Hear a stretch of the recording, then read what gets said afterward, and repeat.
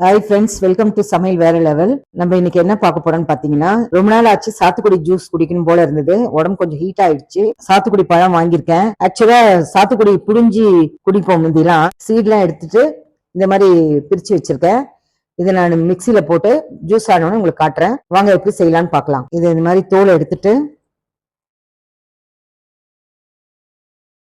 Orange மாதிரி இது ஈஸியா எடுக்க முடியாது, கொஞ்சம் தோல் ரஃபா இருக்கும்.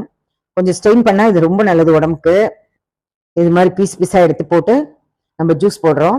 ஃப்ரெண்ட்ஸ், நம்ம இப்போ ரெடியாக சொலையெல்லாம் உரிச்சு எடுத்து வச்சுட்டோம். இப்போ நம்ம மிக்சி ஜாரில் சேர்த்துடலாம்.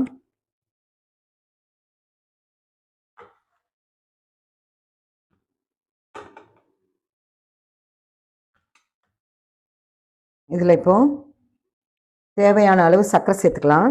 உங்கள் ஸ்வீட்டுக்கு ஏற்ற மாதிரி சர்க்கரை சேர்த்துக்குங்க.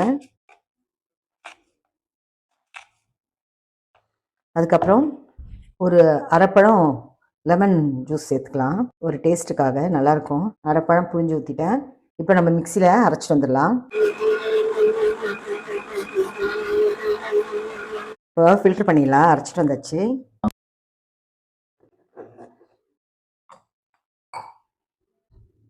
ரெடி ஆயிடுச்சு ஃப்ரெண்ட்ஸ். சாத்துக்குடி ஜூஸ் ரெடி.